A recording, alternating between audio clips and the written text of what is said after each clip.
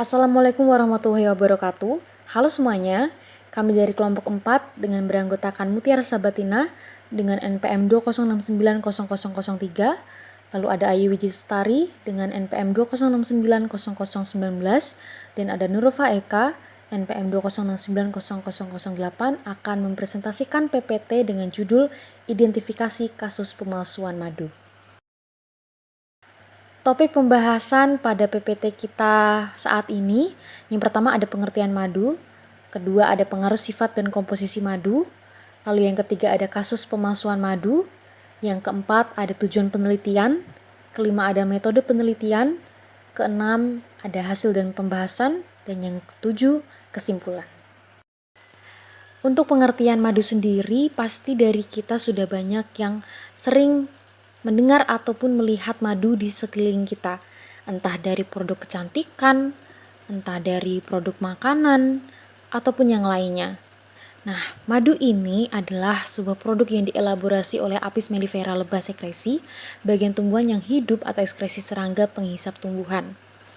Dan madu ini juga adalah salah satu bahan tambahan makanan atau obat tradisional yang memiliki rasa yang unik serta bernilai gizi tinggi. Ada pengaruh sifat dan komposisi madu. Di sini ada penentuan sifat-sifat madu, bisa dilihat dari warnanya, bagaimana rasanya, komposisi biokimanya seperti apa, lalu nilai gizinya bagaimana. Dan hal ini ditentukan juga dari mana asal madu tersebut. Nah, selain itu ada iklim, spesies lebah madu, kondisi cuaca, pemrosesan, pengemasan, serta waktu penyimpanan juga berpengaruh pada komposisi biokimia madu. Nah, komponen biokimia dan aroma madu ini berfungsi sebagai penanda bunga untuk memberikan konfirmasi asal botani dengan komponen seperti flavonoid yang digunakan untuk mengidentifikasi heather madu dan monoflower kayu putih madu dari Australia. Ada pemalsuan madu secara tidak langsung. Pemalsuan madu secara langsung bisa dilihat atau dicontohkan seperti penambahan langsung zat yang tidak diketahui oleh konsumen ataupun pembeli. Misalnya seperti pemanis yang digunakan untuk pemalsuan, yaitu ada sirup gula. Lalu mengenai pemalsuan madu secara tidak langsung, yaitu mengacu pada saat lebah madu diberi makan gula industri ketika sumber nektar sulit untuk didapat. Tujuan penelitian ini adalah untuk menggambarkan strategi penyaringan SWATH MS di antara model OPLSDA untuk membantu otoritas pemerintah dan industri dalam penyelidikan ekstensif bahan yang seharusnya tidak ditambahkan di dalam madu, serta untuk menemukan biomarker potensial dari lokasi geografis serta asal botani madu melalui proteomik.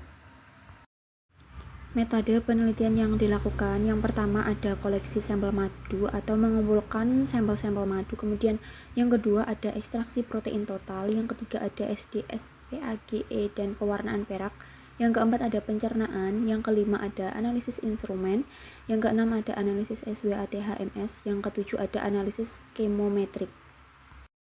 Yang pertama ada koleksi sampel madu atau pengumpulan sampel madu. Nah, ada dua sirup beras P1 dan P2, sampel madu asli itu sebanyak 68 dengan sumber geografis dan botani yang berbeda yang disediakan oleh Badan Pengawas Obat dan Makanan di Taiwan dan Asosiasi Peternakan Lebah di Taiwan. Nah, digunakan dalam penelitian ini. Sampel disimpan dalam suhu kamar sampai dianalisis. 2 yaitu ekstraksi protein total, di mana terdapat 4 metode ekstraksi, yaitu metode ekstraksi A, B, C, dan D. Nah, dari metode ekstraksi A itu dimodifikasi dan digunakan untuk mengendapkan protein yang ada di dalam madu. 2 gram madu dilarutkan dengan 8 ml buffer ekstraksi, kemudian dicampur dengan menggunakan vortex shaker pada 50 rpm dan 4 derajat Celcius selama 30 menit. Kemudian amonium sulfat ditambahkan perlahan dan dicampur dengan menggunakan vortex shaker pada 50 rpm dan suhu 4 derajat Celcius selama 10 menit sampai jumlah total amonium sulfatnya itu menjadi 5,5 gram. Untuk metode ekstraksi B dan metode ekstraksi C dan D itu diperlakukan hal yang sama pada metode ekstraksi A. SDS, PAGE, dan pewarnaan perak. Pencampuran sampel protein dengan buffer sebagai standar internal dan dipanaskan pada suhu 95 derajat Celcius selama 5 menit, dan protein akan terdenaturasi diselesaikan pada gel pemisah 11% dengan gel susun 5% dan diselesaikan pada gel pemisah 28% dengan gel susun 11% secara terpisah. Setelah elektroforesis, gel direndam semalaman dengan buffer fiksasi yang mengandung 30% etanol dan 10% asam asetat untuk deteksi protein setelah elektroforesis SDS PAG. 4. Metode pencernaan. Metode pencernaan dalam gel dikumpulkan dalam tabung dari 3 gel ulangan independen dan bikarbonat selama 5 menit sebanyak 3 kali. Setelah itu dilakukan pengeringan potongan gel, kemudian diaklisasi, dicuitkan, dan dikeringkan. Kemudian semua ekstrak digabung dan dikeringkan dalam speed VAC. 5. Analisis instrumen. Dilakukan pengukuran SWATH-MS menggunakan Sunnyvail. Setiap analisis sampel yang diberikan dimuat ke dalam kolom perangkap nanofiber dengan laju air 0,3 liter per menit. Untuk pemisahan pada suhu oven 35 derajat Celcius, spektrofotometer massa yang dilengkapi dengan sumber duo spray dioperasikan dalam mode ion positif dengan tegangan mengambang. Mendapatkan perpustakaan ion spektral SWATH-MS. 6. Analisis SWATH-MS. Peptida umum tunggal diperlukan untuk menganalisis SWATH dan protein komparatif dikuantifikasikan dengan SWATH-MS. 7. Analisis kemometrik. Pengidentifikasian madu yang dikonsumsi oleh warga Taiwan. Rata-rata warga Taiwan itu mengonsumsi madu lengkang karena memiliki harga jual yang mahal. Namun, terjadi kesenjangan harga yang besar di antara madu. Yang selanjutnya yaitu hasil dan pembahasan. Yang pertama ada perawatan awal proteomik. Yang kedua, identifikasi protein dan kuantitasi SWAT-MS. Yang ketiga, analisis kemometrik. Yang keempat, analisis gen ontologi atau GO. Yang kelima, identifikasi biomarker diskriminatif. Dan yang keenam, perbandingan dengan metode lain.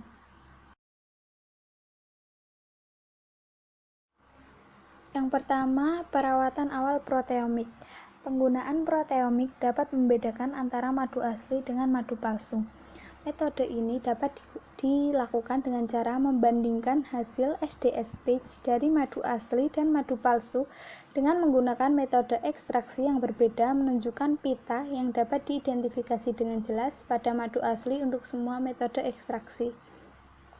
Meskipun kandungan protein pada madu terbatas, pita yang terlihat masih dapat diamati pada semua metode ekstraksi yang menunjukkan bahwa penggunaan proteomik memang membedakan antara madu asli dan madu palsu.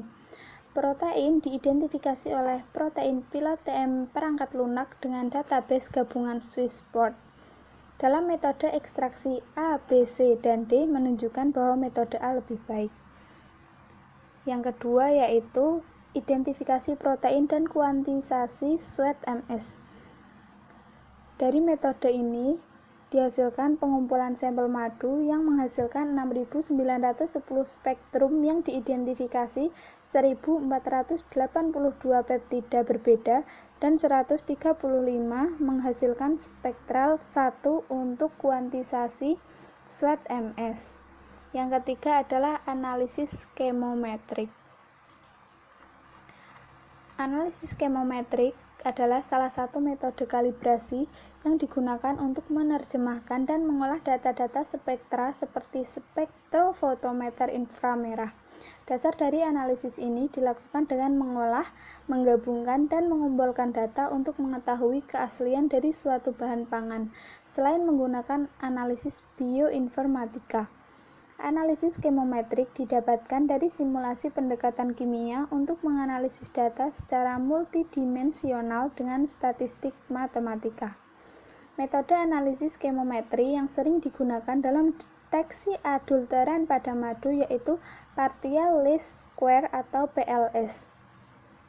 Metode analisis kemometrik yang menggunakan PLS pada spektrofotometer FTIR dapat digunakan untuk memprediksi tingkat pemalsuan adulteran gula dalam sampel madu. Pemilihan spektra FTIR sangat berpengaruh terhadap model prediksi PLS. Hal ini dikarenakan spektra yang akan dipilih akan merujuk pada gula yang ingin dideteksi dengan menggunakan sinar inframerah. Masih terdapat metode analisis chemometrik yang digunakan untuk deteksi adulteran pada madu seperti PCA atau Principal Component Analysis. Metode ini digunakan untuk mengklasifikasikan sampel berdasarkan kelompok-kelompok tertentu menurut keasaman. Yang keempat ada analisis gen ontologi. Analisis gen ontologi ini bertujuan untuk memberikan anotasi dari hasil blast hit tertinggi. Parameter yang digunakan untuk gen ontologi mengikuti standar yang disarankan oleh perangkat lunak tersebut. Setelah dilakukan pemetaan gen ontologi, kemudian dilanjutkan dengan anotasi gen ontologi yang bertujuan untuk memberikan anotasi fungsional pada sequence query. Parameter yang digunakan untuk anotasi gen ontologi diantaranya annotation cutoff sebesar 55, gen ontologi weak sebesar 5, A-value hit filter sebesar 1, dan HSP hit coverage cutoff sebesar 0. Setelah semua selesai, kemudian dipilih menu Combine Graph untuk melihat distribusi dari proses biologis, fungsi molekuler, dan komponen seluler. Untuk mengetahui pemetaan jalur metabolisme berdasarkan gen ontologi, dapat dipilih menu Pathway Analysis, lalu kemudian pilih Load KHH Pathway. Yang selanjutnya ada identifikasi biomarker diskriminatif. Dari metode ini, hasil yang didapatkan yaitu bahwa 9 mRGP dievaluasi dengan mRGP 1 ditemukan dalam jumlah sampel madu terbesar. Yang terakhir ada perbandingan dengan metode lain.